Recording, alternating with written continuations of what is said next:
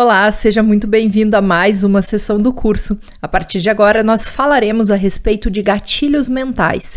E essa temática é bastante interessante e, sobretudo, pertinente, porque ela está relacionada diretamente com a neurociência. Então, iniciamos a sessão com esta aula explicando o que são gatilhos mentais e, sobretudo, como que eles podem influenciar a forma como nós tomamos decisão. Para iniciar esse bate-papo, é importante que você tenha consciência de que, na realidade, a neurociência do consumo ela não se foca apenas em estudar comportamentos visíveis e estudar respostas conscientes do consumidor, mas ela também se foca nos processos cognitivos inconscientes. E o que os gatilhos mentais têm a ver com isso? Os gatilhos mentais têm tudo a ver porque eles são exemplos de respostas inconscientemente do nosso cérebro. E aí fica, então, a pergunta, o que são gatilhos mentais? A gente pode dizer, de forma bem resumida, que gatilhos mentais são decisões que o nosso cérebro toma num nível inconscientemente. A gente pode fazer uma analogia com o piloto automático, porque é como se o nosso cérebro automatizasse algumas ações para fazer o quê? Para ele se dedicar àquelas escolhas que são mais complexas, com o objetivo de evitar um esgotamento mental. E por que a gente está falando isso, né? Pode até parecer exagero, eu vou ter um esgotamento mental por ter que tomar decisões. Só que na realidade não é um exagero. Note que todo momento você está fazendo escolhas, independente se são escolhas pequenas ou grandes. Desde o momento que a gente acorda, a gente já começa a tomar decisões, a gente pensa se a gente vai tomar um iogurte ou comer um pão, na hora de se vestir a gente pensa se vai colocar uma camiseta preta ou uma branca e por aí vai.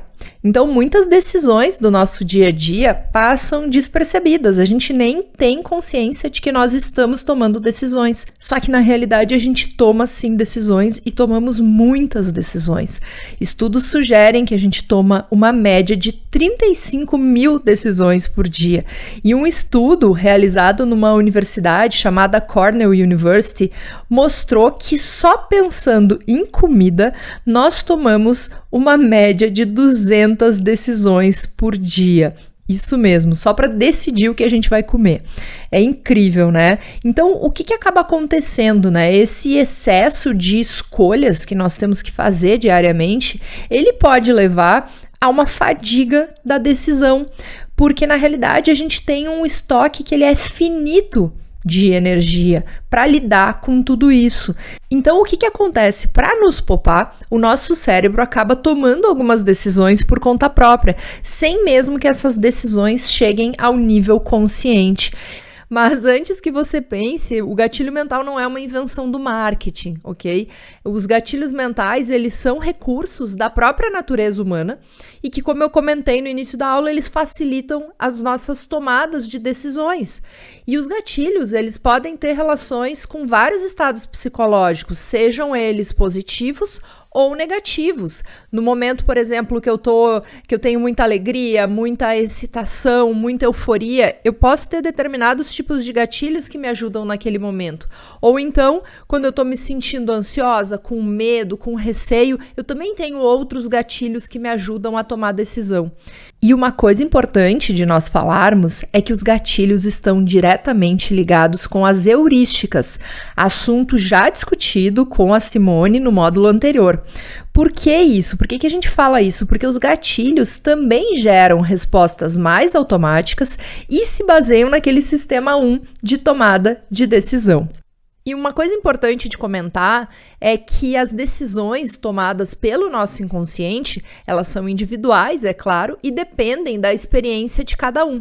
No entanto, essas decisões inconscientes, elas também têm muito a ver com a cultura na qual nós estamos inseridos, com as nossas relações sociais, com o nosso próprio perfil geracional e até com necessidades bem básicas do ser humano. Por isso que alguns gatilhos são mais comuns numa determinada sociedade do que noutra. Mas você pode estar pensando como que o inconsciente toma, né, essas decisões, então. O que a gente pode falar sobre isso? Na realidade, o inconsciente ele não é acessível, né? Só que ele faz parte da gente. Lá no inconsciente estão os nossos pensamentos, os nossos sentimentos, os nossos impulsos relacionados a experiências que nós tivemos desde pequenos, às vezes até experiências dentro do útero da nossa mãe. E é aqui que entra o neuromarketing, é aqui que o neuromarketing ajuda. Porque além de conhecer gostos, preferências e dúvidas dos consumidores, essa área também investiga o que se passa no inconsciente das pessoas, como você já viu em vários exemplos das sessões anteriores. E antes que você comece, então, a se questionar quais são os gatilhos mentais, nós respondemos: são muitos. E nas próximas aulas, nós veremos os conceitos dos gatilhos mentais que nós julgamos serem os mais importantes do neuromarketing e que você definitivamente precisa conhecer. Um abraço e até lá!